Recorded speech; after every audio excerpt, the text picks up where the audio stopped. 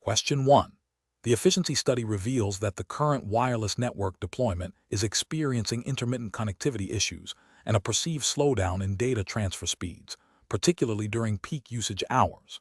The IT security team has also flagged potential vulnerabilities related to unauthorized access attempts. The organization operates under strict data privacy regulations that mandate the protection of customer information. Considering these findings, which of the following approaches best balances security, compliance, and user experience for the Cisco Wireless Enterprise Network? Option A. Focus solely on increasing the bandwidth allocated to the wireless network and implement a single, broad security policy that allows all internal devices to connect without authentication to minimize user friction. Option B. Implement WPA3 Enterprise with 802.1x authentication for all wireless users. Segment the network using VLAN based on user roles and data sensitivity, and deploy granular access control lists, ACL, on the wireless controllers to restrict access to sensitive resources. Option C. Upgrade all wireless access points to the latest firmware and enable basic WPA2PSK encryption across the entire network to improve performance and security. Option D. Immediately disable all guest wireless access to reduce network load and potential security risks, and instruct users to report any connectivity issues directly to the help desk without further investigation. The correct answer is B. Implement WPA3 Enterprise with 802.1x authentication for all wireless users. Segment the network using VLAN based on user roles and data sensitivity, and deploy granular access control lists, ACL, on the wireless controllers to restrict access to sensitive resources. Explanation. Scenario analysis. This scenario presents a common challenge in enterprise wireless deployments, balancing the need for robust security and compliance with user experience and operational efficiency. The core conflict lies in the potential for overly restrictive security policies to hinder legitimate network access and productivity, while lax policies expose the organization to significant risks. The professional challenge is to implement security measures that are both effective against threats and compliant with relevant regulations without unduly impacting business operations. Careful judgment is required to interpret the regulatory framework and apply it appropriately to the specific technical context of a Cisco wireless network. Correct approach analysis.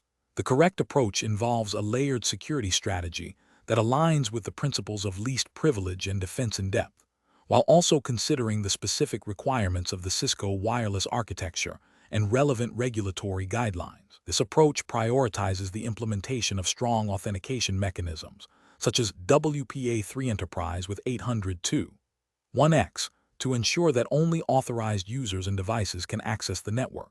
Network segmentation, using VLAN and access control lists, ACL, configured on the Cisco wireless controllers and access points, is crucial for isolating sensitive resources and limiting the lateral movement of potential threats. Furthermore, regular security audits and vulnerability assessments, coupled with a robust incident response plan, are essential for maintaining a secure posture and demonstrating compliance. This approach represents best professional practice because it proactively addresses security risks, adheres to the spirit and letter of regulatory requirements by protecting sensitive data and ensuring network integrity, and minimizes disruption to legitimate network users. Incorrect approach is analysis. Implementing a single, broad security policy without considering the nuances of different user groups or data sensitivity is a regulatory and ethical failure. This approach can lead to either over-restriction, impacting productivity and user satisfaction, or under-restriction, creating security vulnerabilities. For instance, using a pre-shared key (PSK) for all wireless access, even for sensitive corporate resources, is a significant security lapse and would likely violate data protection regulations by failing to adequately secure sensitive information. Another incorrect approach is to solely rely on perimeter security without internal controls. This fails to account for insider threats or compromised devices that have already bypassed the perimeter. It also neglects the principle of defense in depth, which is often implicitly or explicitly required by regulatory frameworks that mandate multiple layers of security controls. Finally, deploying security features without proper configuration or ongoing management is also a failure. For example, enabling encryption but using weak ciphers or failing to update firmware on access points leaves the network susceptible to known exploits, violating the duty of care to protect network resources and data. This demonstrates a lack of due diligence and can lead to non-compliance with regulations that require maintaining a secure and up-to-date infrastructure. Professional reasoning. Professionals should adopt a risk-based approach to wireless network security. This involves identifying critical assets and data, understanding potential threats and vulnerabilities, and assessing the likelihood and impact of security incidents. The chosen security controls should be proportionate to the identified risks and aligned with applicable regulatory requirements. A continuous improvement mindset is also vital, involving regular monitoring, auditing, and adaptation of security measures to evolving threats and technologies. Collaboration with stakeholders, including IT security teams, compliance officers, and business unit leaders, is essential to ensure that security policies are effective, practical, and support organizational objectives. Question 2. The evaluation methodology shows a network administrator deploying a new Cisco wireless enterprise network within a US-based hospital. The primary objectives are to ensure seamless patient care, support medical EOT devices, and maintain strict compliance with US healthcare regulations. The administrator is considering several deployment strategies. Which strategy best aligns with the regulatory framework and best practices for this environment? Option A. Implement WPA3 Enterprise with 802.1x authentication using a radius server, segmenting the network with VLAN for clinical staff, guest access, and medical EOT devices, and ensuring all network traffic is encrypted. Option B. Prioritize maximizing Wi-Fi signal coverage across all hospital floors, using a single large subnet for all devices to simplify management and reduce configuration overhead. Option C. Enable an open Wi-Fi network with no authentication to ensure immediate connectivity for all devices, including visitor smartphones and new medical equipment. Option D. Deploy WPA2PSK with a shared password for all devices to simplify access and maximize network throughput for critical medical applications. Correct answer is A. Implement WPA3 Enterprise with 802.1x authentication using a radius server, segmenting the network with VLAN for clinical staff, guest access, and medical EOT devices, and ensuring all network traffic is encrypted. Explanation.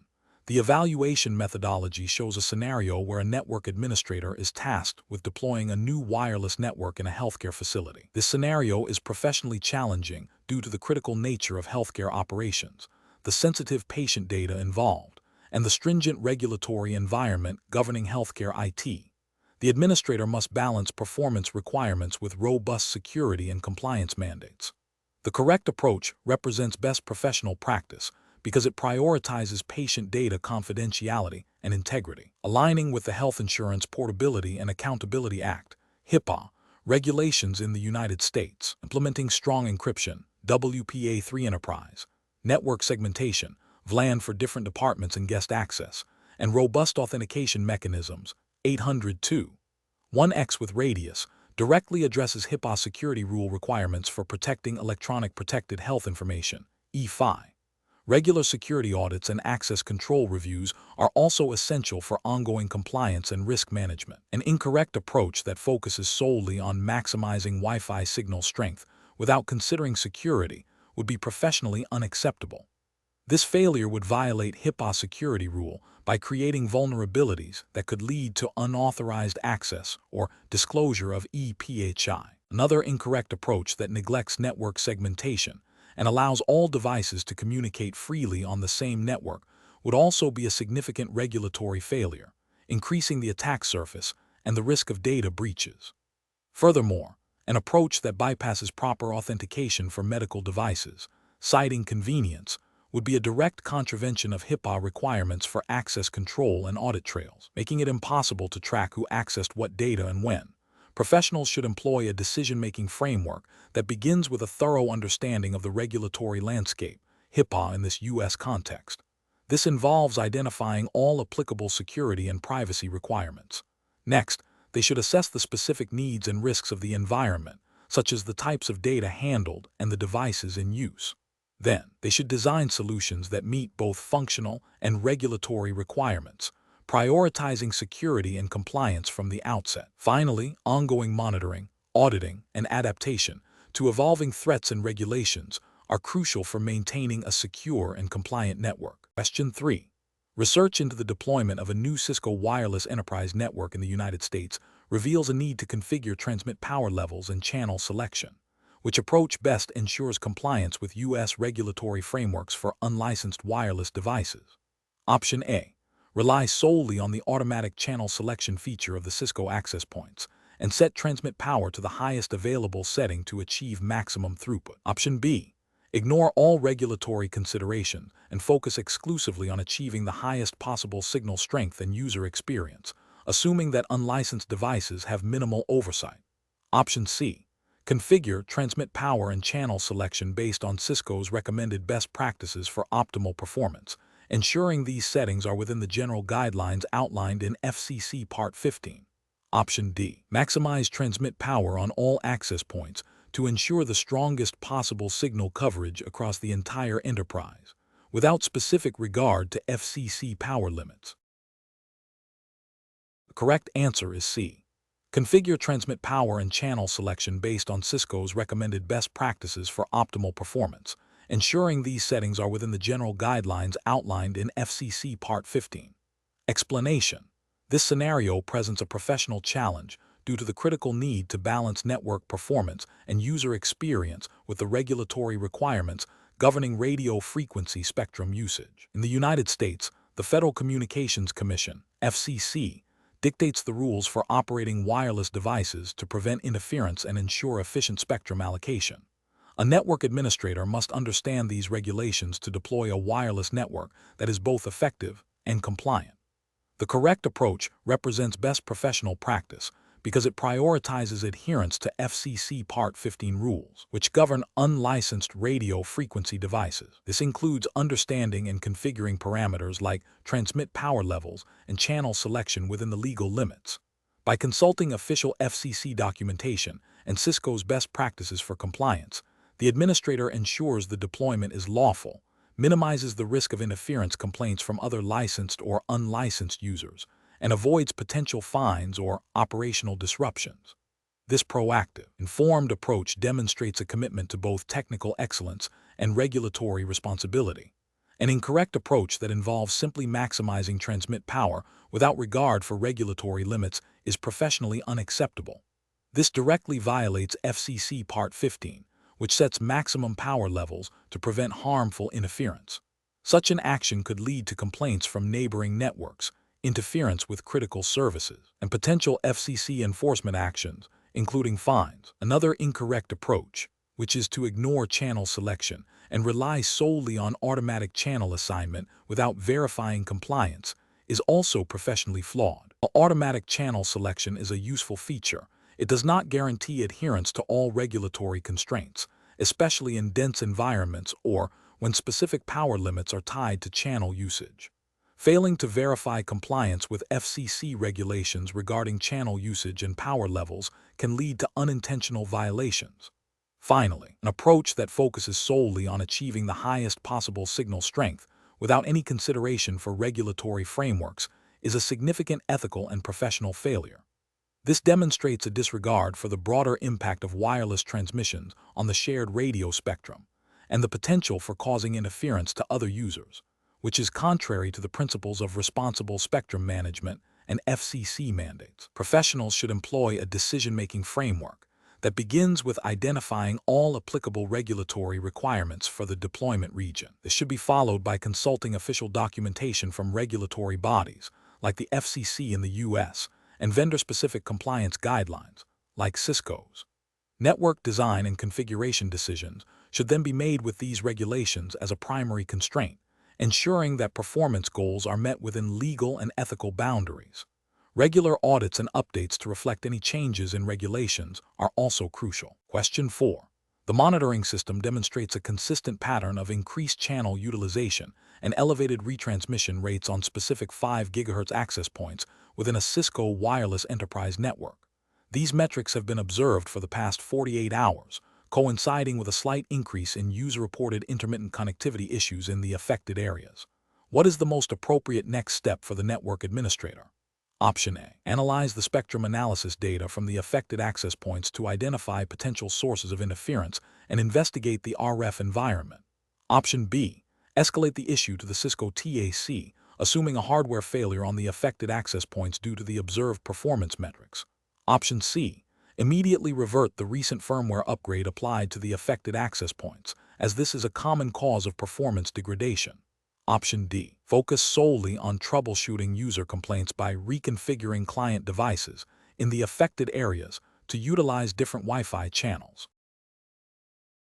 The correct answer is A. Analyze the spectrum analysis data from the affected access points to identify potential sources of interference and investigate the RF environment. Explanation. This scenario presents a common challenge in wireless network deployment, balancing performance optimization with regulatory compliance. The professional challenge lies in interpreting potentially ambiguous monitoring data and making decisions that impact user experience, network security, and adherence to spectrum usage rules. A deep understanding of the Cisco 300-365 exam scope, which focuses on deploying Cisco wireless enterprise networks, implies a need to consider the practical implications of network configurations within a defined regulatory environment. The correct approach involves a systematic investigation that prioritizes identifying the root cause of the detected anomalies. This aligns with best professional practices by ensuring that any remediation steps are targeted and effective, preventing unnecessary disruption or misapplication of resources. Specifically, within the context of deploying Cisco wireless enterprise networks, this approach emphasizes a data-driven methodology, which is crucial for troubleshooting and maintaining network integrity. It also implicitly supports regulatory compliance by ensuring that network behavior is understood and controlled, thereby minimizing the risk of non-compliance with spectrum regulations or interference issues. An incorrect approach that immediately assumes a configuration issue without thorough investigation is professionally unsound. This could lead to incorrect changes that exacerbate the problem or introduce new ones, potentially violating operational best practices and, in a broader sense, the implicit requirement to manage network resources responsibly as dictated by regulatory frameworks. Another incorrect approach, focusing solely on user complaints without correlating them to the monitoring data, fails to leverage the diagnostic capabilities of the monitoring system. This reactive stance can lead to inefficient troubleshooting and a lack of proactive problem-solving, which is a hallmark of professional network management. A third incorrect approach, involving a blanket rollback of recent changes without understanding their impact, is a blunt instrument that risks undoing beneficial configurations and can be disruptive. This demonstrates a lack of analytical rigor and can lead to instability, contravening the principles of controlled and informed network management. The professional decision-making process in such situations should involve 1. Acknowledging and documenting the observed anomaly from the monitoring system. 2. Correlating the anomaly with other available data, such as user reports, system logs, and recent configuration changes. 3. Formulating hypotheses about the root cause.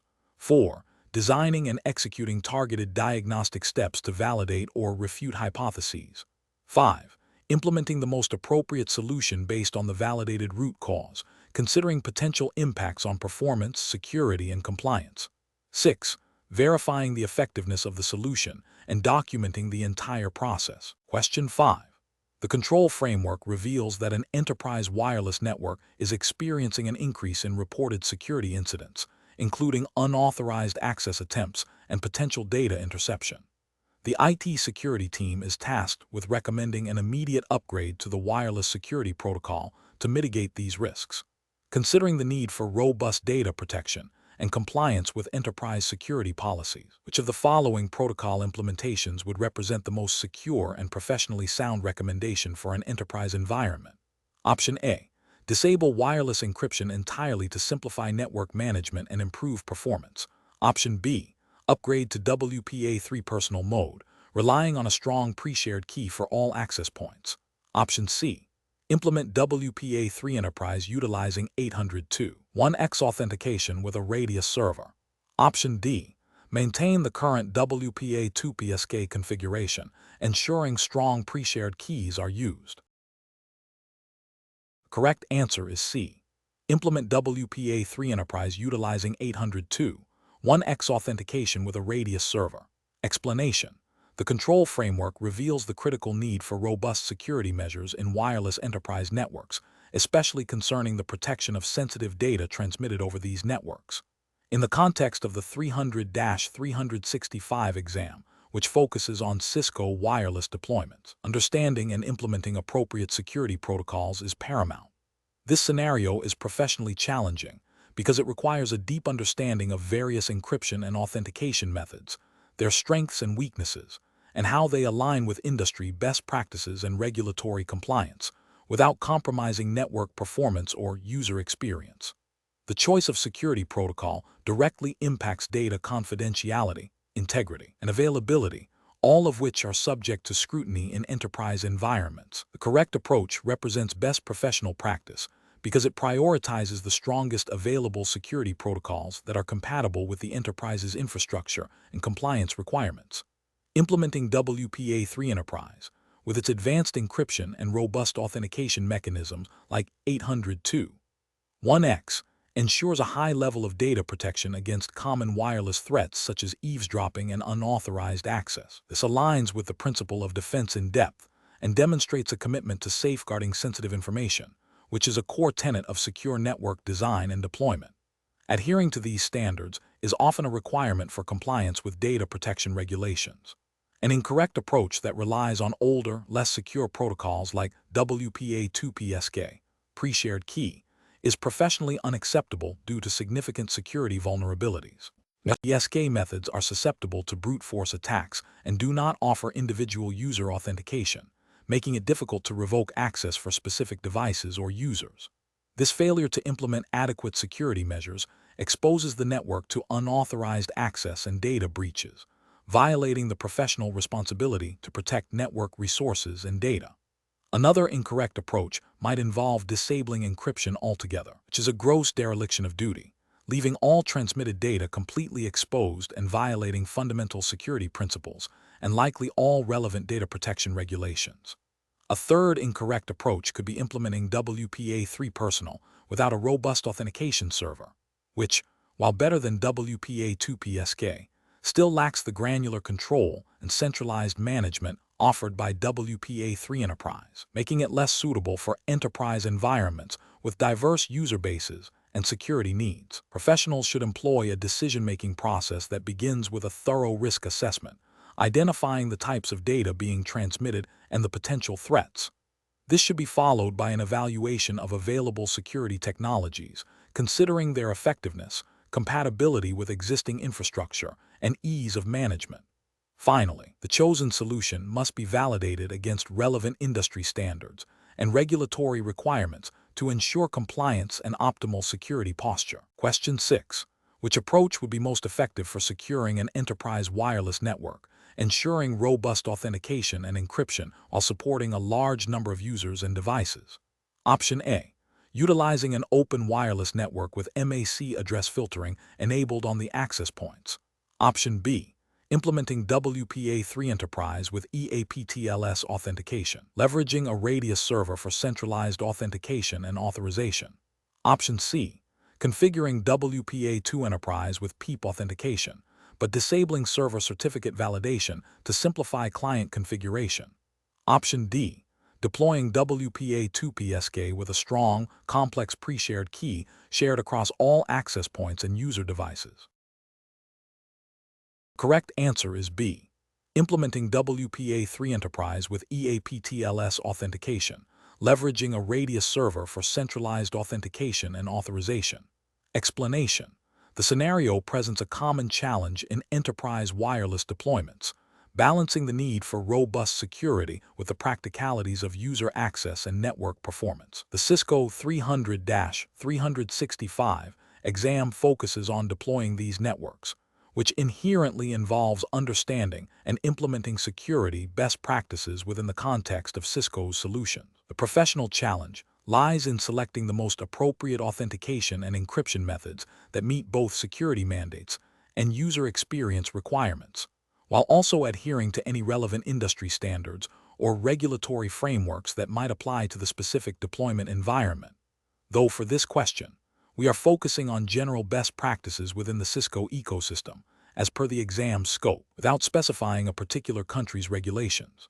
The correct approach represents best professional practice because it leverages modern, secure, and widely adopted standards for wireless authentication and encryption.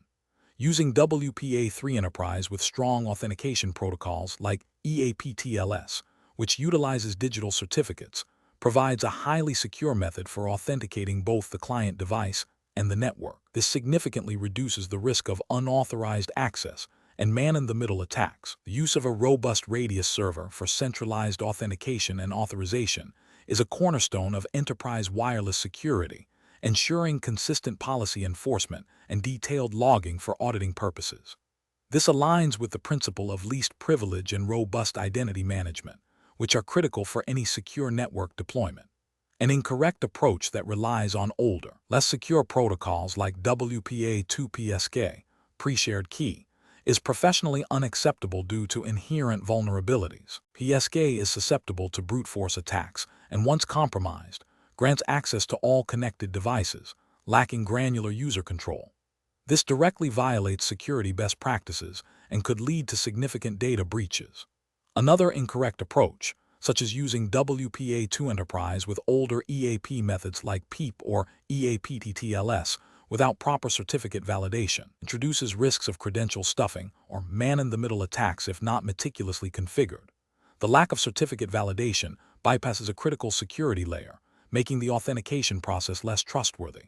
A third incorrect approach, like disabling encryption entirely or using an open network with MAC filtering, is fundamentally insecure. MAC filtering is easily spoofed and offers no real protection against unauthorized access, leaving the network and its data completely exposed. These approaches fail to meet even basic security requirements for an enterprise environment. The professional decision-making process for similar situations involves a layered security approach. First, understand the security requirements and potential threats specific to the organization and the data being transmitted. Second, evaluate available technologies and protocols, prioritizing those that offer strong encryption and robust authentication mechanisms. Third, consider the operational overhead and user experience implications of each option. Finally, consult relevant industry best practices and vendor recommendations, in this case, Cisco's, to ensure a secure, reliable, and maintainable wireless network. Question 7. The review process indicates that a large financial institution is experiencing intermittent wireless connectivity issues and has raised concerns about the security posture of its guest wireless network. The IT team is considering several options to address these issues, including reconfiguring the existing WPA2PSK security to a simpler, open network for guest access to improve performance and ease of use, or implementing WPA3 Enterprise for all wireless networks, including guest access, to enhance security. Option A. Disable wireless security entirely for the guest network to eliminate any potential authentication overhead and focus solely on improving signal strength. Option B. Maintain WPA2PSK for the guest network and implement a captive portal with basic user authentication to address security concerns without a full protocol upgrade. Option C. Implement WPA3 Enterprise for all wireless networks, including guest access, and conduct a thorough site survey to identify and mitigate any RF interference causing connectivity issues. Option D. Reconfigure the guest wireless network to an open, unauthenticated network to improve performance and simplify user access, while maintaining WPA2PSK for internal corporate access. Correct answer is C. Implement WPA3 Enterprise for all wireless networks, including guest access, and conduct a thorough site survey to identify and mitigate any RF interference causing connectivity issues. Explanation. The review process indicates a common challenge in enterprise wireless deployments, balancing the need for robust security with user experience and operational efficiency. Specifically, the scenario highlights the critical decision-making involved in selecting and configuring wireless security protocols. This is professionally challenging because an incorrect choice can lead to significant security vulnerabilities, compliance issues, or user dissatisfaction, all of which have direct business impacts. Careful judgment is required to align technical capabilities with organizational security policies and regulatory requirements. The correct approach represents best professional practice because it prioritizes security protocols that offer strong encryption and authentication mechanisms, aligning with industry best practices and regulatory mandates for data protection. For example, WPA3 Enterprise, with its robust security features like SAE, simultaneous authentication of equals, and stronger encryption, is designed to mitigate common Wi-Fi attacks and is increasingly becoming the standard for secure enterprise networks. Adhering to these standards ensures compliance with data privacy regulations and protects sensitive organizational data. An incorrect approach that relies on outdated or less secure protocols like WPA2PSK, pre-shared key, presents significant regulatory and ethical failures. WPA2PSK is vulnerable to brute force attacks and does not offer individual user authentication, making it unsuitable for enterprise environments where accountability and granular access control are paramount. This failure to implement adequate security measures could lead to unauthorized access to sensitive data, resulting in breaches that violate data protection laws and erode customer trust. Another incorrect approach might involve disabling security altogether for ease of access, which is a gross ethical and regulatory failure, exposing the network to all forms of malicious activity and violating virtually all data security regulations. The professional reasoning process for similar situations should involve a thorough risk assessment, understanding the specific data being transmitted and the regulatory landscape applicable to the organization. This includes consulting relevant Cisco documentation and industry standards for wireless security. A structured approach would involve 1. Identifying security requirements based on data sensitivity and compliance obligations. 2. Evaluating available security protocols against these requirements, considering their strengths, weaknesses, and compatibility with existing infrastructure. 3. Selecting the protocol that offers the best balance of security, performance, and manageability. 4. Implementing and rigorously testing the chosen configuration before full deployment. Question 8. The analysis reveals that a Cisco wireless network is being designed for deployment within the United States. The engineering team is considering using access points that have been previously deployed and certified in Europe. Which of the following actions is the most critical step to ensure regulatory compliance for this deployment? Option A. Deploy the access points and monitor for any reported interference issues from other licensed radio services. Option B. Verify that the access points have received specific certification from the U.S. Federal Communications Commission, FCC, for operation within the United States. Option C. Configure the access points to operate at the lowest possible power levels to minimize any potential for interference. Option D. Assume that the European certification is sufficient, as most wireless standards are globally harmonized. Correct answer is B. Verify that the access points have received specific certification from the U.S. Federal Communications Commission, FCC, for operation within the United States. Explanation. This scenario presents a common challenge in enterprise wireless deployments, balancing the need for robust network performance with the strict regulatory requirements governing radio frequency emissions. The professional challenge lies in understanding and applying the specific regulations of the target jurisdiction to ensure compliance without compromising the intended functionality of the wireless network. Careful judgment is required to interpret the nuances of these regulations and their practical implications for design and deployment. The correct approach represents best professional practice because it prioritizes adherence to the established regulatory framework by consulting and strictly following the guidelines set forth by the relevant regulatory body. In this case, assumed to be U.S. FCC regulations for the 300-365 exam context, the engineer ensures that the deployed wireless network operates within legal and ethical boundaries. This proactive compliance minimizes the risk of penalties, service disruptions, and reputational damage. It demonstrates a commitment to responsible network engineering and public safety by preventing interference with other licensed radio services. An incorrect approach that involves deploying equipment without verifying its compliance with U.S. FCC Part 15 regulations is professionally unacceptable. This failure constitutes a direct violation of U.S. federal law, potentially leading to significant fines, seizure of equipment, and legal action. Ethically, it disregards the responsibility to protect the radio spectrum from harmful interference, which can impact critical services like public safety communications, aviation, and other licensed users. Another incorrect approach, focusing solely on achieving the highest possible signal strength without considering regulatory limits, is also professionally flawed. While seemingly beneficial for coverage, exceeding emission limits can cause interference, leading to the same legal and ethical repercussions as using non-compliant equipment. This demonstrates a lack of understanding of the fundamental principles of spectrum management and responsible deployment.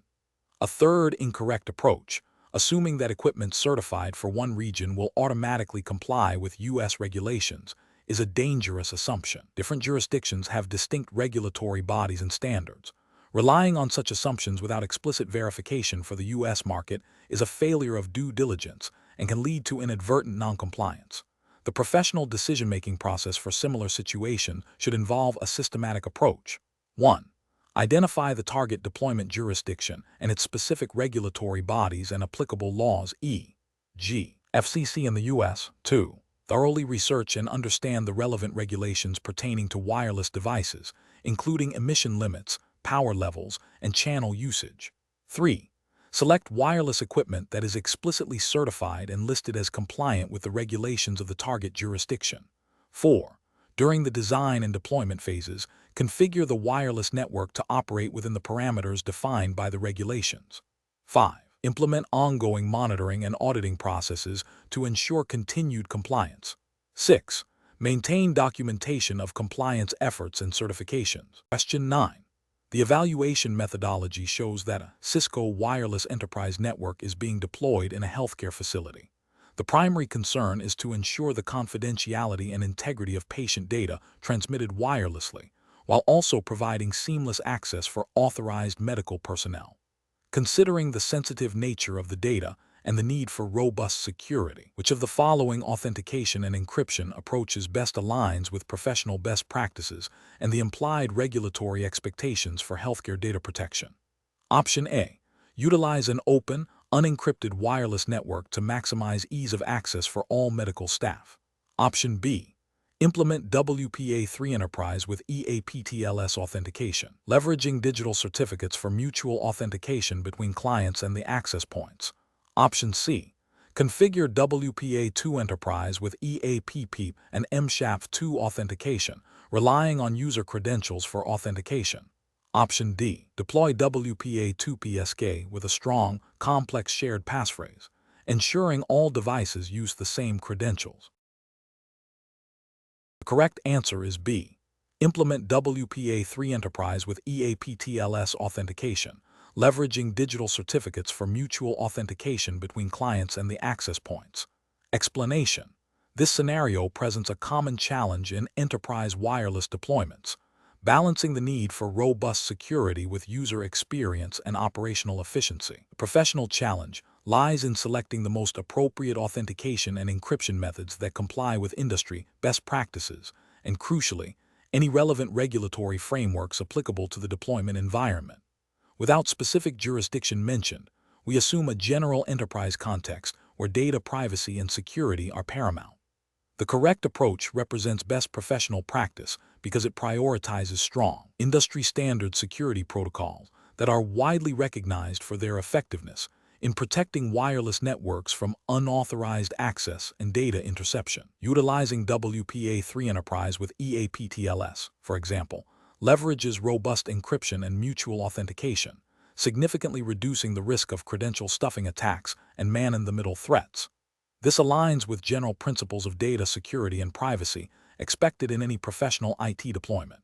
An incorrect approach that relies on weaker security protocols, such as WPA2 PSK with a shared passphrase, fails to meet modern security standards. This method is vulnerable to brute force attacks and does not provide individual user authentication, making it difficult to audit access and revoke credentials for specific users.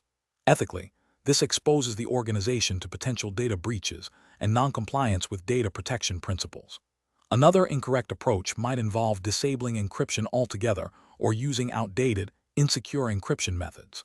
This is a severe regulatory and ethical failure. as it directly contravenes the fundamental requirement to protect sensitive data transmitted over the network, leaving it exposed to eavesdropping and unauthorized access.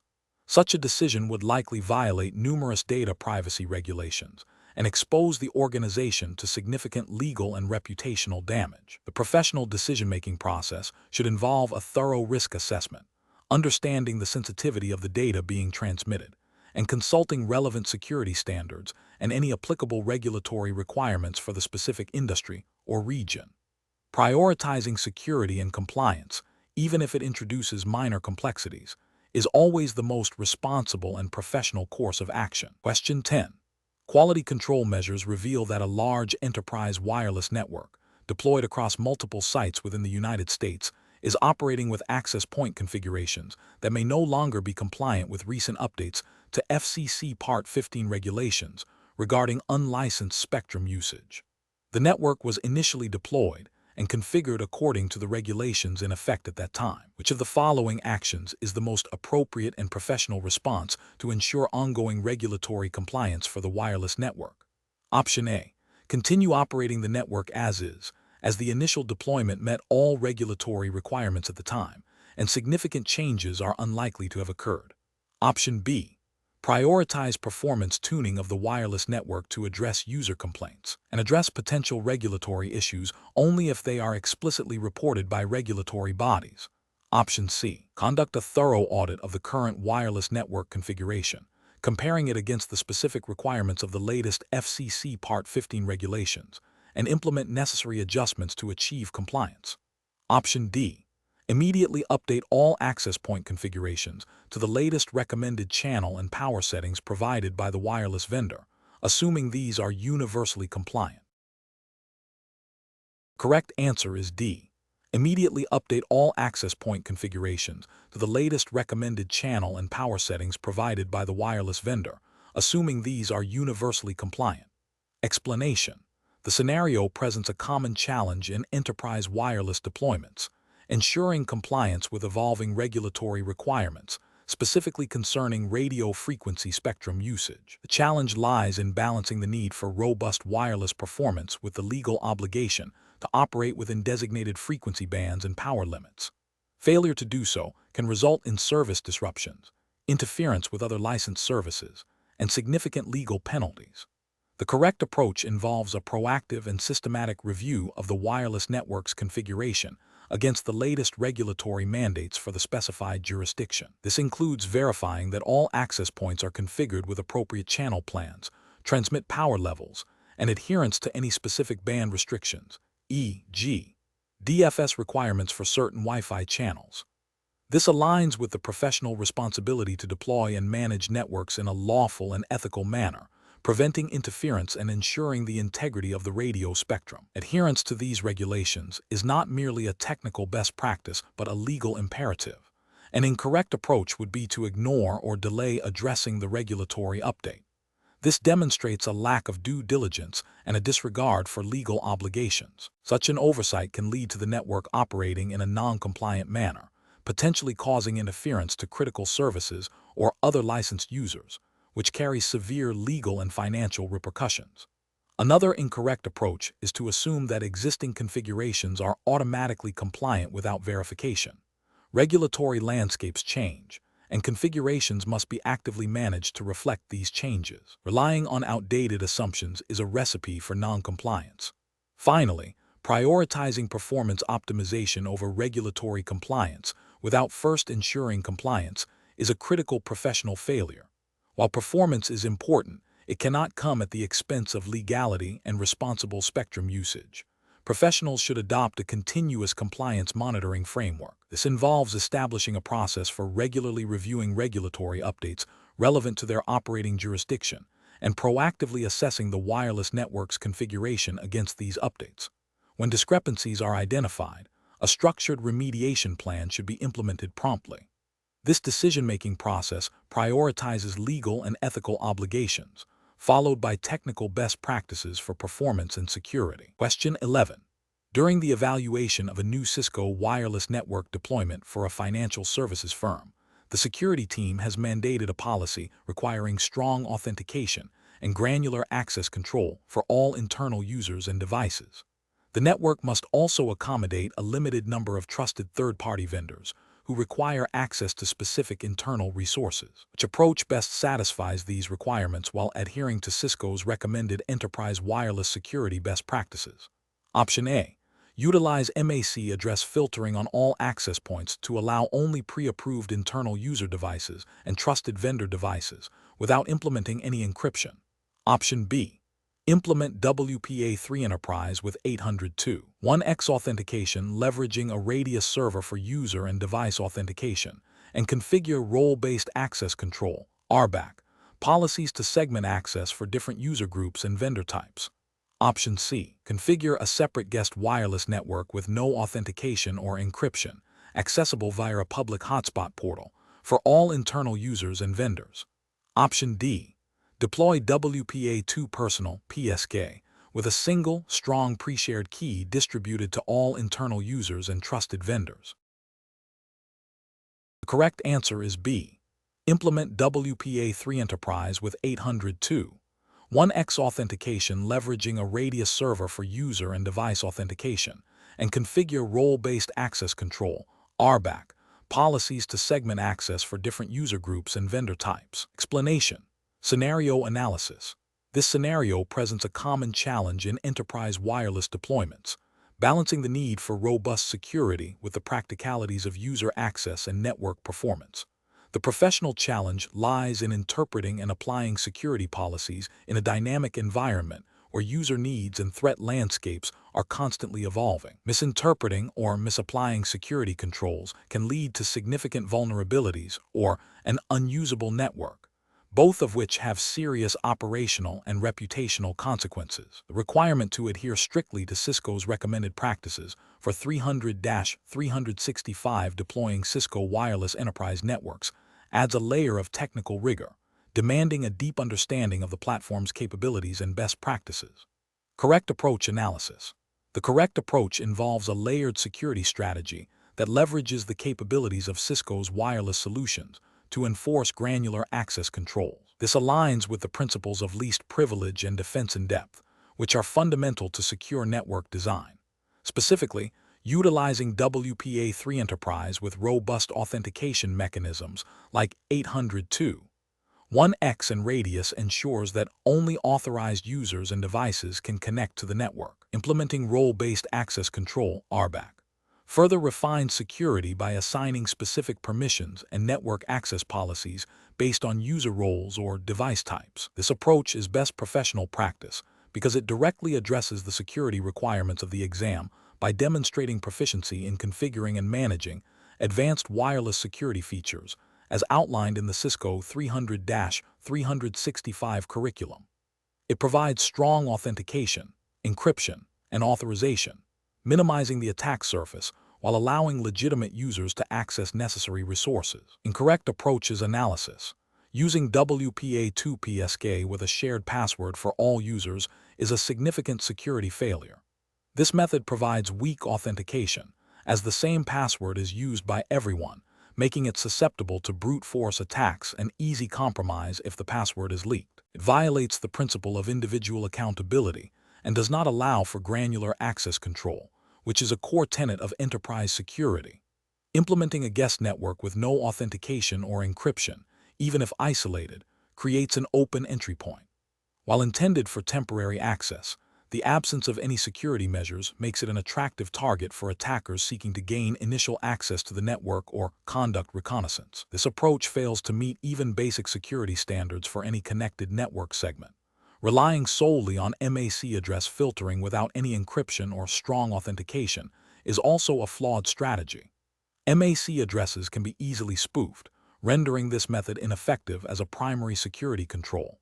It provides a false sense of security and does not protect against sophisticated attackers. Professional reasoning. Professionals should approach such scenarios by first understanding the core security objectives: confidentiality, integrity, and availability.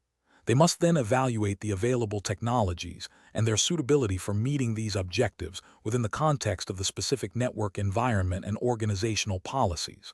A systematic process of threat modeling, risk assessment, and solution design. guided by vendor best practices and relevant industry standards, is crucial. When faced with competing demands, such as ease of access versus stringent security, professionals must prioritize security without rendering the network unusable.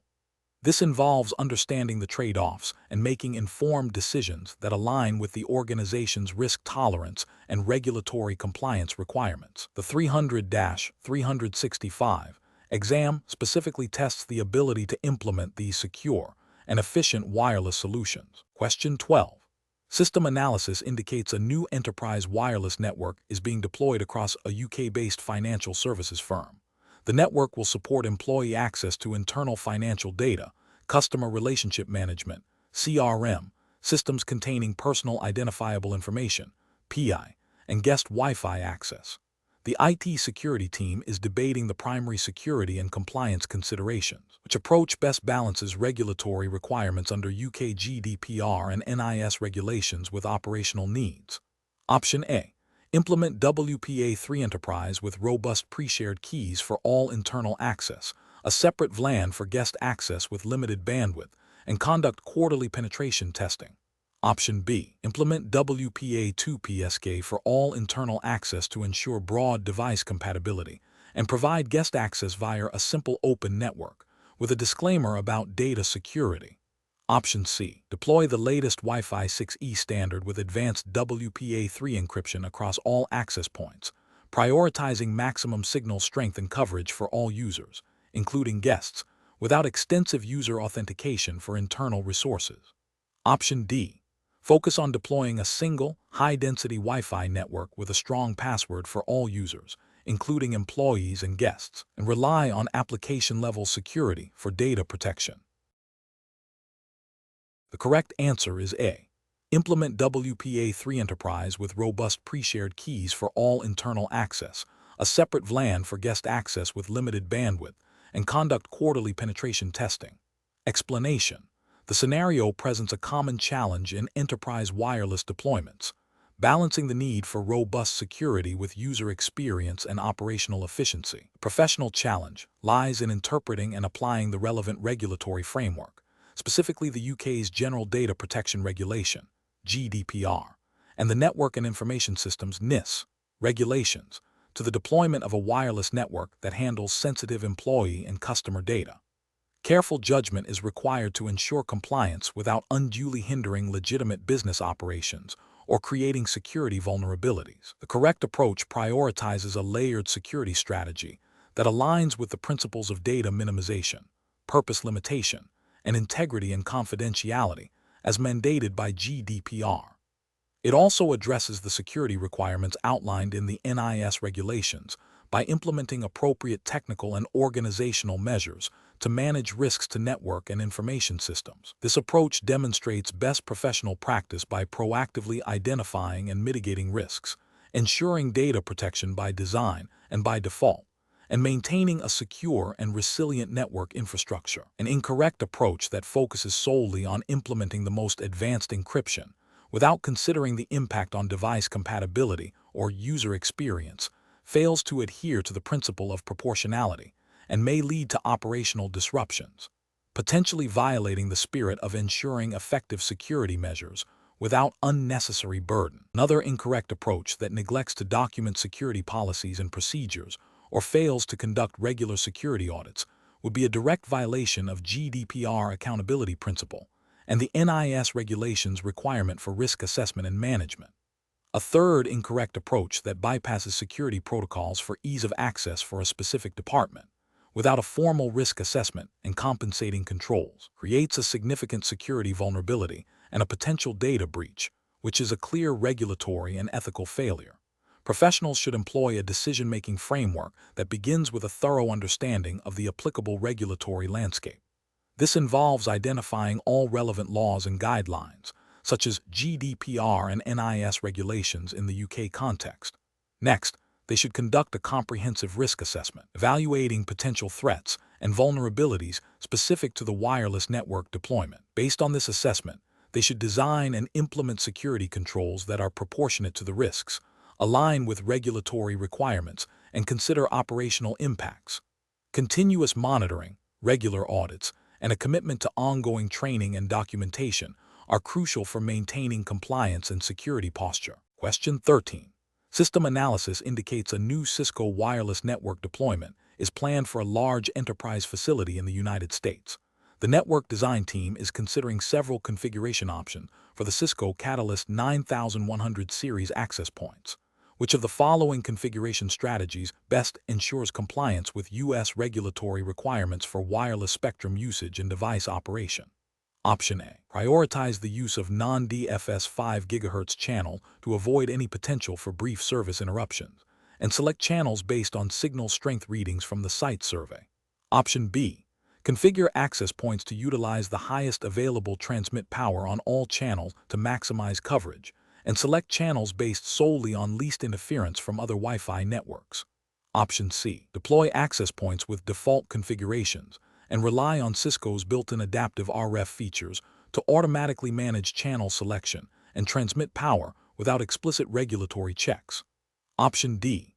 Ensure all access points are FCC certified for use in the United States and configure them to operate within the permitted frequency bands and power limits as defined by FCC Part 15, including proper DFS implementation where applicable. The correct answer is B. Configure access points to utilize the highest available transmit power on all channels to maximize coverage, and select channels based solely on least interference from other Wi-Fi networks. Explanation. Scenario analysis.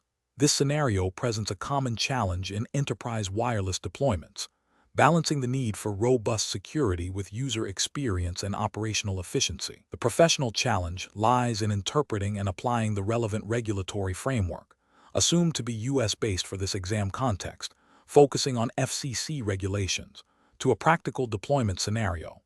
Misinterpreting or overlooking specific FCC rules regarding spectrum usage, interference, and device certification can lead to significant compliance issues, fines, and network instability. The need for careful judgment arises from the potential for unintended consequences of configuration choices on both the wireless network's performance and its legal standing. Correct approach analysis. The correct approach involves a thorough understanding of FCC Part 15 regulations, specifically concerning unlicensed radio frequency devices.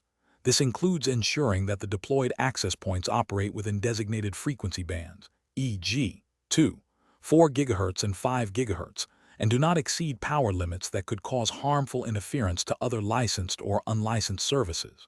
Furthermore, it necessitates verifying that the Cisco access points are FCC certified for use in the United States, meaning they have undergone testing and meet the technical requirements for electromagnetic compatibility. Adhering to these regulations ensures legal operation, minimizes the risk of interference complaints, and maintains the integrity of the wireless network. Incorrect approach is analysis. One incorrect approach would be to prioritize only signal strength and coverage without considering the regulatory implications of channel selection and transmit power. This could lead to operating on channels that are heavily utilized by other services or operating at power levels that exceed FCC limits, thereby causing interference and violating FCC Part 15.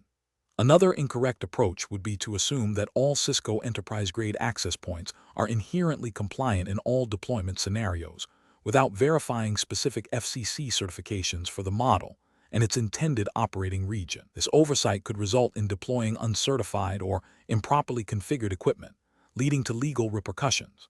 A third incorrect approach might be to disable features like DFS, dynamic frequency selection, on 5 GHz channels to avoid potential brief interruptions, without understanding that DFS is a regulatory requirement for certain 5 GHz channels to protect radar systems. This would be a direct violation of FCC rules. Professional reasoning.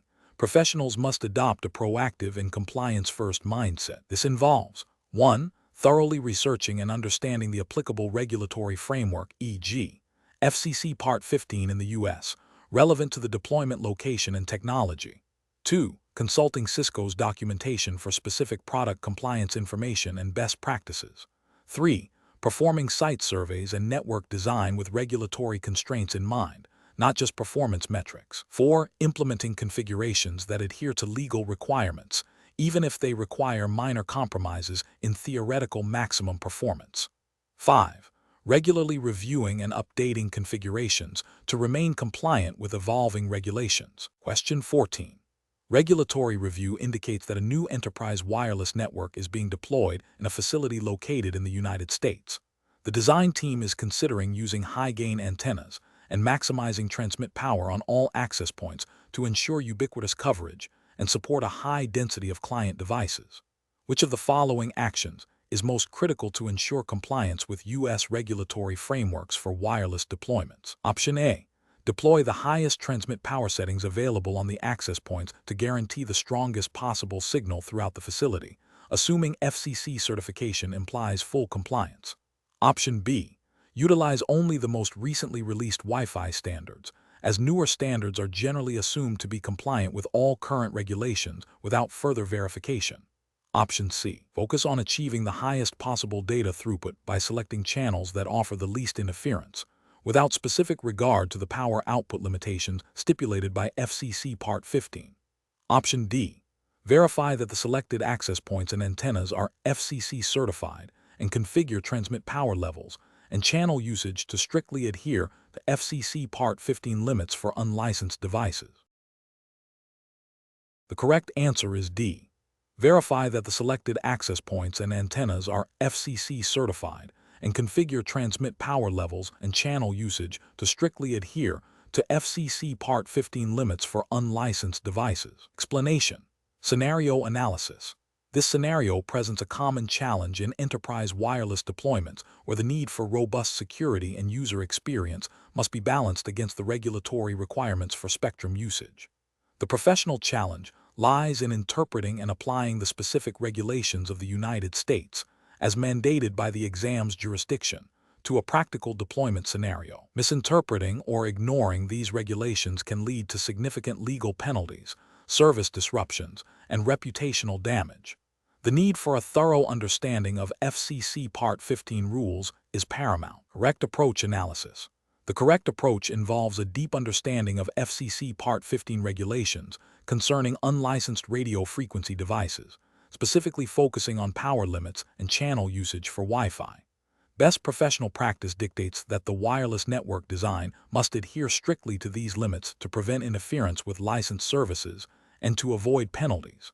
This includes selecting appropriate channels, configuring transmit power levels conservatively, and ensuring that the deployed equipment is certified for use in the U.S. This proactive compliance demonstrates a commitment to legal and ethical operation, safeguarding both the organization and the broader radio spectrum ecosystem. Incorrect approaches analysis. One incorrect approach involves prioritizing maximum signal coverage and user density without verifying compliance with FCC power output limits. This directly violates FCC Part 15, which sets strict maximum power levels for unlicensed devices to prevent harmful interference. Such a failure can result in fines and mandatory equipment recalibration or removal. Another incorrect approach is to assume that all Wi-Fi equipment is inherently compliant and therefore requires no specific configuration for regulatory adherence. This overlooks the fact that even certified equipment can be operated in a non-compliant manner through improper configuration of transmit power or channel selection. This demonstrates a lack of due diligence and a disregard for regulatory obligations. A third incorrect approach is to rely solely on vendor default settings without independent verification of their compliance with U.S. regulations. While vendors aim for compliance, specific deployment environments or regional variations might necessitate adjustments. Failing to verify can lead to unintentional noncompliance, exposing the organization to regulatory scrutiny. Professional reasoning. Professionals must adopt a risk-based approach to regulatory compliance. This involves identifying all applicable regulations for the deployment jurisdiction, in this case, U.S. FCC Part 15, understanding their implications for wireless design and configuration, and implementing controls to ensure adherence. A critical step is to validate that chosen hardware and configurations meet these requirements. When in doubt, consulting with regulatory experts or performing thorough testing is essential. The decision-making process should prioritize legal and ethical operation over perceived performance gains that might compromise compliance. Question 15. Benchmark analysis indicates that a large enterprise is planning a significant Cisco wireless network expansion across multiple U.S.-based facilities. The project timeline is aggressive, and the IT team is under pressure to deploy new access points and controllers rapidly to support increased user demand. During the planning phase, a junior network engineer suggests proceeding with the deployment using the default RF profiles and power settings provided by Cisco, assuming these are universally compliant. The project manager, eager to meet deadlines, is inclined to approve this approach, stating that Cisco is a reputable vendor and their equipment is designed to meet regulatory standards. What is the most critical oversight in this proposed approach, and what fundamental principle of wireless network deployment is being neglected? Option A. The failure to consider the security implications of open RF channels, neglecting the implementation of robust wireless security protocols. Option B. The over-reliance on vendor-provided documentation, overlooking the need for independent third-party RF site surveys to validate coverage. Option C. The assumption that default configurations are universally compliant with all applicable U.S. FCC regulations, neglecting the principle of independent verification of regulatory adherence specific to the deployment environment. Option D. The underestimation of the impact of RF interference on network performance, failing to prioritize advanced RF optimization techniques. The correct answer is C. The assumption that default configurations are universally compliant with all applicable U.S. FCC regulations, neglecting the principle of independent verification of regulatory adherence specific to the deployment environment. Explanation. Scenario analysis. This scenario presents a common challenge in enterprise wireless deployments, balancing the need for robust network performance with the imperative of adhering to regulatory compliance. The challenge lies in the potential for misinterpreting or overlooking specific regulatory requirements related to radio frequency, RF, emissions, and spectrum usage, which can lead to significant legal and operational repercussions. Professionals must navigate a complex landscape where technical implementation directly intersects with legal mandates. The pressure to deliver a functional network quickly can sometimes overshadow the meticulous attention required for regulatory adherence, making careful judgment and a systematic approach paramount. Correct approach analysis. The correct approach involves a proactive and thorough understanding of the relevant regulatory framework, specifically the FCC, Federal Communications Commission, regulations governing wireless operations in the United States, as this is the implied jurisdiction for Cisco certifications, unless otherwise specified. This means consulting official FCC documentation, understanding Part 15 rules for unlicensed devices, and ensuring that the deployed Cisco wireless infrastructure operates within the permitted frequency bands, power limits, and emission masks. Best professional practice dictates that the network design and configuration should be validated against these regulations before deployment, and continuously monitored thereafter. This ensures not only legal compliance, but also prevents interference with other licensed and unlicensed services, safeguarding the integrity of the RF environment. Adherence to these regulations is a fundamental ethical and legal obligation for any network professional operating in the U.S. Incorrect approach is analysis. One incorrect approach involves assuming that default Cisco wireless configurations are inherently compliant with all applicable U.S. regulations. This is a dangerous assumption because regulatory requirements can be nuanced and may differ based on specific deployment scenarios, geographic locations, or intended use cases. Relying solely on defaults without verification can lead to unintentional violations of FCC rules, such as exceeding power limits or operating in restricted bands, which can result in fines and network disruption. Another incorrect approach is to prioritize network performance metrics e.g., throughput, latency, over regulatory compliance during the initial deployment and testing phases. While performance is critical, it cannot come at the expense of legal obligations. Ignoring or downplaying regulatory checks in favor of speed can lead to a network that is non-compliant from its inception, requiring costly and disruptive remediation later. This demonstrates a failure to understand the foundational legal framework governing wireless communications. A third incorrect approach is to delegate the responsibility for regulatory compliance solely to the hardware vendor, Cisco, without independent verification. While vendors design products to meet regulatory standards, the asterisk deployment asterisk and asterisk configuration asterisk by the end user are also subject to these regulations. The responsibility for ensuring the deployed network adheres to FCC rules ultimately rests with the deploying organization and its IT professionals. Professional reasoning. Professionals should adopt a risk-based approach to wireless deployment. This involves 1. Identifying all applicable regulatory bodies and their requirements relevant to the deployment location, in this case, the FCC for the U.S. 2. Thoroughly reviewing the technical specifications of the Cisco wireless equipment and comparing them against regulatory limits for power, frequency, and emissions. 3. Incorporating regulatory compliance checks as a mandatory phase in the network design, implementation, and testing lifecycle. 4. Documenting all compliance-related decisions and validation steps. 5. Establishing ongoing monitoring and auditing processes to ensure continued adherence to regulations. This systematic process ensures that technical objectives are met within the bounds of legal and ethical responsibilities. Question 16. Stakeholder feedback indicates intermittent connectivity issues and reports of interference from neighboring businesses in a new enterprise wireless network deployment. The network utilizes standard 802.11 AC access points operating in the 2, 4 GHz and 5 GHz bands. The IT team is considering several immediate actions to address these reports. Which of the following approaches best aligns with regulatory compliance requirements for deploying wireless networks in the United States? Option A. Focusing solely on optimizing Wi-Fi channel planning and access point placement based on signal strength measurements, disregarding any potential regulatory implications of the chosen configurations. Option B. Adjusting access point transmit power levels to the maximum allowed by the hardware manufacturer to ensure the strongest possible signal coverage for all users.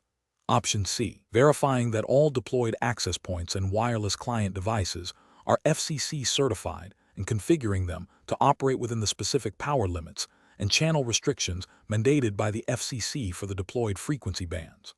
Option D. Implementing a dynamic channel selection algorithm without confirming if the algorithm adheres to FCC channel usage guidelines for the specific geographic area. The correct answer is B. Adjusting access point transmit power levels to the maximum allowed by the hardware manufacturer to ensure the strongest possible signal coverage for all users. Explanation.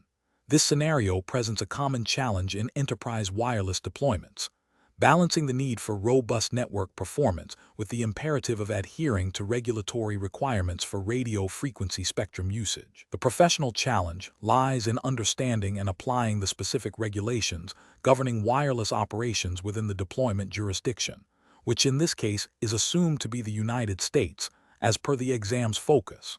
Failure to comply can result in significant penalties, service disruptions, and reputational damage. The correct approach involves a thorough understanding of the FCC, Federal Communications Commission, regulations pertaining to unlicensed spectrum bands, such as the 2, 4 GHz and 5 GHz bands commonly used by Wi-Fi. This includes knowledge of power limits, channel usage restrictions, and the requirements for devices operating in these bands.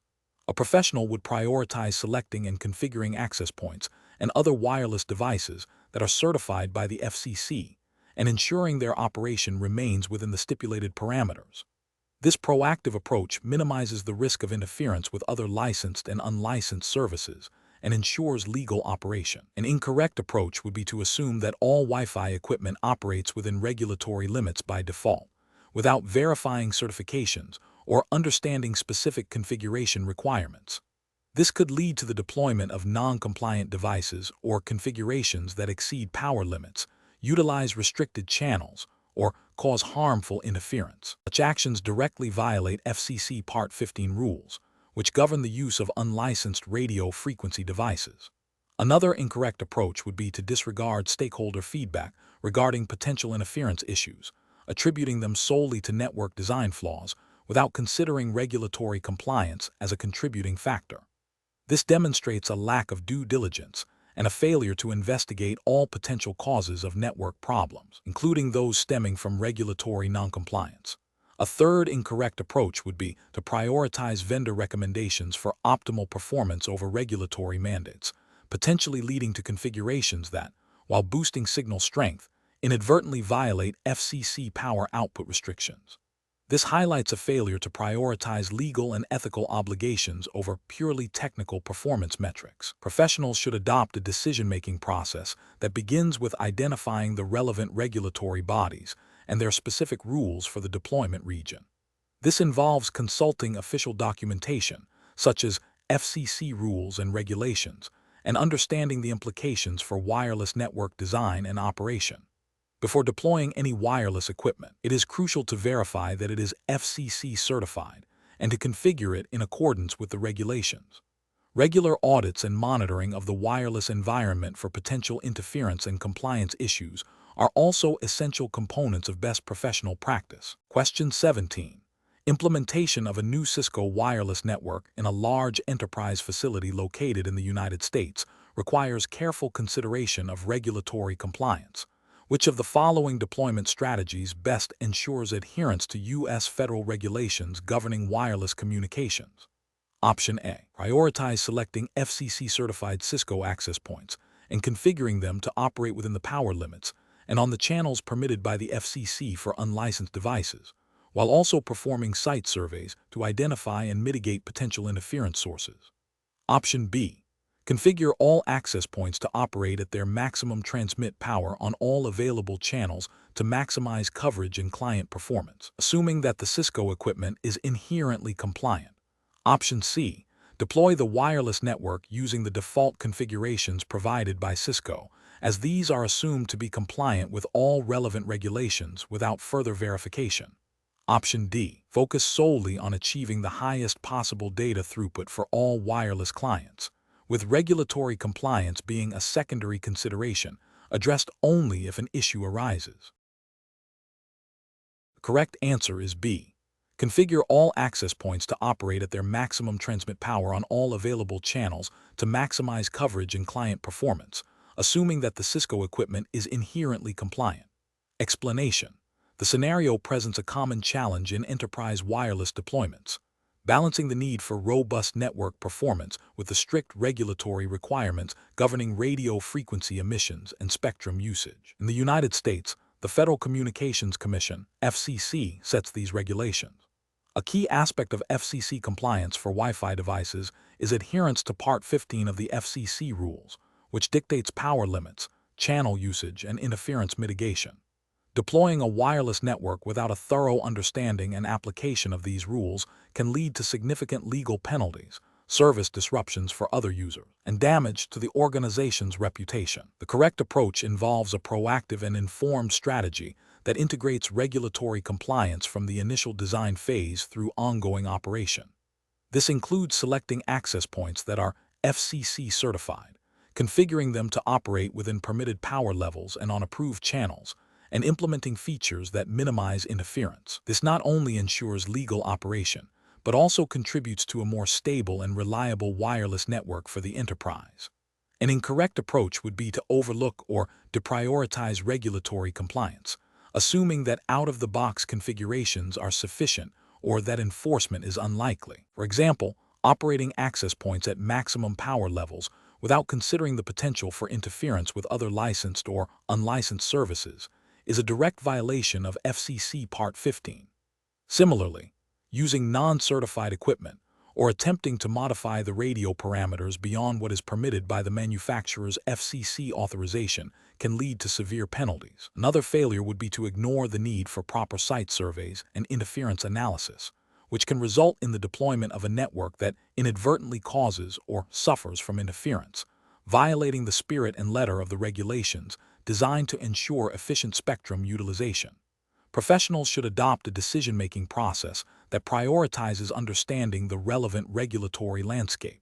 In this case, U.S. FCC regulations, before and during deployment. This involves consulting official documentation, seeking expert advice when necessary, and implementing a robust testing and validation process to confirm compliance.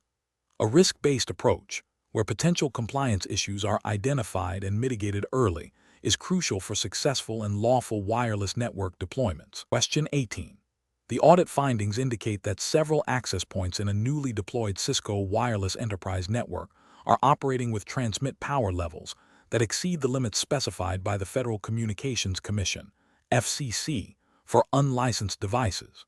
This situation poses a risk of interference with other licensed radio services and potential regulatory penalties. Which of the following actions represents the most appropriate and compliant response to address this audit finding? Option A. Immediately reduce the transmit power on all affected access points to the lowest acceptable level to ensure compliance, and then gradually increase it while continuously monitoring for any signs of interference or regulatory violations. Option B. Investigate the specific FCC Part 15 regulations applicable to the deployed channels and device types, and then adjust the transmit power settings on the affected access point to strictly adhere to these legal limits, ensuring proper documentation of the changes. Option C. Reconfigure the affected access points to utilize higher gain antennas, which can improve signal coverage without increasing transmit power, thereby satisfying FCC regulation. Option D. Assume the audit findings are based on an outdated interpretation of FCC regulations and continue operating the access points at their current power levels, as modern wireless technology often pushes the boundaries of these older rules. The correct answer is A. Immediately reduce the transmit power on all affected access points to the lowest acceptable level to ensure compliance, and then gradually increase it while continuously monitoring for any signs of interference or regulatory violations. Explanation. This scenario presents a common challenge in enterprise wireless deployments, balancing network performance and user experience with the stringent regulatory requirements for radio frequency spectrum usage. The audit findings highlight a potential noncompliance issue that could lead to significant penalties, interference with other licensed services, and reputational damage. The core of the challenge lies in understanding and applying the specific regulations governing wireless operations within the defined jurisdiction, which for this exam is assumed to be the United States, governed by the Federal Communications Commission, FCC. The correct approach involves a thorough understanding of FCC Part 15 rules, specifically concerning unlicensed devices and their operational parameters. This includes adherence to power limits, channel usage, and the prohibition of intentional interference.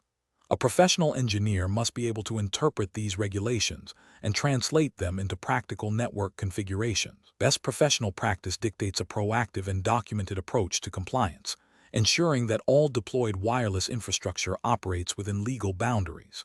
This involves not only initial configuration, but also ongoing monitoring and validation. An incorrect approach would be to disregard or misinterpret the audit findings due to a lack of understanding of the relevant FCC regulations. For instance, assuming that higher transmit power automatically equates to better performance without considering the legal implications is a significant regulatory failure. Another failure would be to implement configurations that, while technically functional, violate specific rules such as operating on restricted channels or exceeding power limits, even if unintentionally. Ethically, failing to ensure compliance exposes the organization to legal repercussions and demonstrates a lack of due diligence. Professionals must prioritize adherence to the law and industry standards over perceived performance gains that come at the cost of compliance. The professional decision-making process should involve 1. Acknowledging and investigating audit findings promptly. 2. Consulting relevant regulatory documentation, FCC Part 15 in this case. 3. Engaging with subject matter experts if necessary. 4. Implementing configurations that demonstrably meet both performance and regulatory requirements. 5. Documenting all configurations and compliance validation steps. 6. Establishing a process for ongoing monitoring and revalidation of compliance. Question 19. The control framework reveals that a multinational corporation is deploying a new enterprise wireless network across its European offices. The primary concern is ensuring that all sensitive customer data transmitted wirelessly is protected in accordance with the General Data Protection Regulation, GDPR. Which of the following deployment strategies best aligns with these regulatory requirements and best professional practices for wireless security? Option A. Implement WPA3 Enterprise with 802.1x authentication using EAPTLS, coupled with strict role-based access control RBAC for network resources. Option B. Deploy WPA2 PSK with a strong, complex pre-shared key. and rely on user education for data security best practices. Option C. Configure WPA2PSK with a simple, easily remembered pre-shared key and disable any advanced security features to simplify management. Option D. Utilize an open, unencrypted wireless network to maximize client compatibility and ease of access for all employees. Correct answer is A. Implement WPA3 Enterprise with 802.1x authentication using EAPTLS, coupled with strict role-based access control RBAC for network resources. Explanation. This scenario presents a common challenge in enterprise wireless deployments, balancing the need for robust network performance with the stringent requirements of regulatory compliance, specifically concerning data privacy and security. The professional challenge lies in interpreting and applying the relevant regulations to the technical implementation of a wireless network, ensuring that sensitive data transmitted over the air is adequately protected without unduly hindering legitimate business operations. The Cisco 300-365 exam focuses on practical deployment, making regulatory adherence a critical aspect of successful network design and management. The correct approach, which involves implementing robust encryption protocols and access controls that align with data privacy regulations, represents best professional practice. This is because it directly addresses the core tenets of regulatory frameworks designed to protect user data and organizational integrity. By employing strong encryption, e.g., WPA3 Enterprise, granular access control lists, ACL, and secure authentication mechanisms, e.g., 802.1x with EAPTLS, the network infrastructure actively mitigates the risk of unauthorized access and data interception. This proactive stance ensures compliance with regulations that mandate data protection and confidentiality, thereby safeguarding both the organization and its users. An incorrect approach that prioritizes ease of deployment over security, such as using weak or outdated encryption standards like WEP or WPA2PSK with a shared key, represents a significant regulatory and ethical failure. WEP is demonstrably insecure and violates any regulation requiring data confidentiality.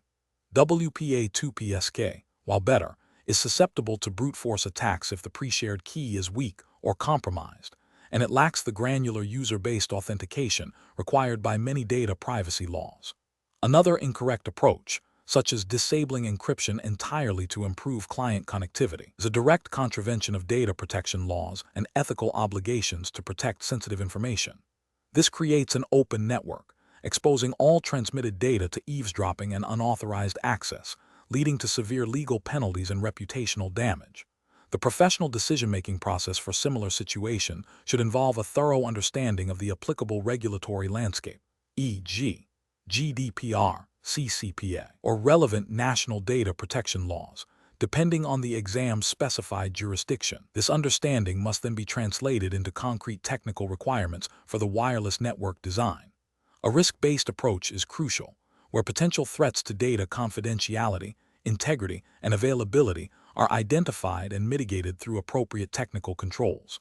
Collaboration with legal and compliance teams is also essential to ensure that the technical solutions fully meet regulatory mandates. Finally, continuous monitoring and auditing of the wireless network's security posture are necessary to adapt to evolving threats and regulatory changes. Question 20. Quality control measures reveal that a new Cisco wireless network deployment in a large hospital is utilizing WPA2PSK for all SSIDs, including those intended for clinical staff accessing patient records.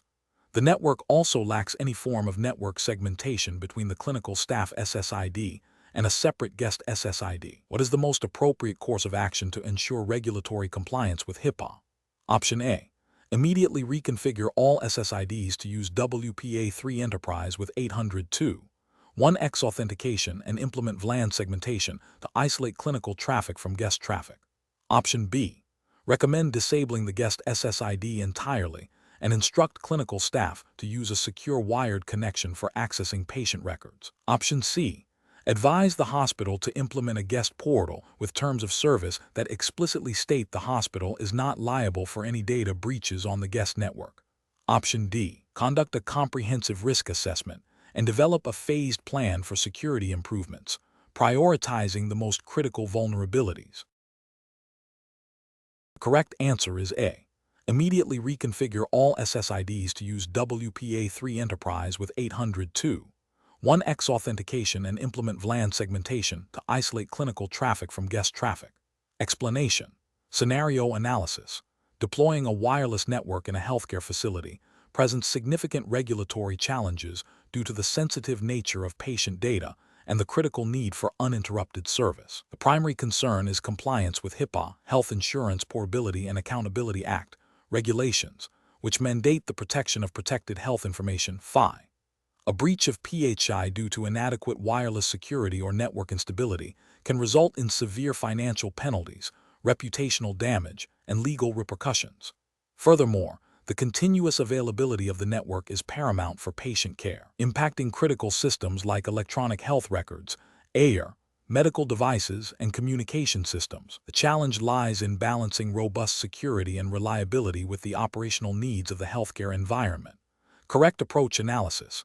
Implementing a multi-layered security approach that includes strong encryption, WPA3 Enterprise, robust authentication mechanisms, 802.1x with radius, and network segmentation is the best professional practice. This aligns directly with HIPAA security rule, which requires covered entities to implement administrative, physical, and technical safeguards to ensure the confidentiality, integrity, and availability of electronic PHI. Network segmentation, for instance, isolates sensitive patient data from less secure guest networks or EOT devices, limiting the attack surface and potential impact of a security incident. Regular security audits and vulnerability assessments are also crucial to proactively identify and mitigate risks, demonstrating due diligence and adherence to ongoing compliance requirements. Incorrect approaches analysis. Relying solely on pre-shared keys, PSK, for network access is a significant regulatory failure. PSKs are inherently insecure for enterprise environments, especially healthcare, as they are difficult to manage, prone to leakage, and do not provide individual accountability, violating HIPAA requirements for access control and audit trails. Deploying a guest network with no isolation from the internal corporate network is another critical failure. This exposes PHI to unauthorized access and potential compromise, directly contravening HIPAA mandate to protect PHI from unauthorized disclosure. Ignoring the need for regular firmware updates and patching for wireless infrastructure creates vulnerabilities that could be exploited, leading to data breaches and network downtime, which is a failure to maintain the integrity and availability of systems handling PHI. Professional reasoning. Professionals must adopt a risk-based approach, prioritizing compliance with regulations like HIPAA. This involves understanding the specific data protection requirements and implementing technical controls that meet or exceed those mandates. A thorough network design process should include threat modeling, security architecture review, and a clear understanding of the organization's data classification. Continuous monitoring, regular security assessments, and a robust incident response plan are essential components of maintaining a compliant and secure wireless network. Decision-making should always be guided by the principle of least privilege and defense in depth, ensuring that security measures are layered and redundant.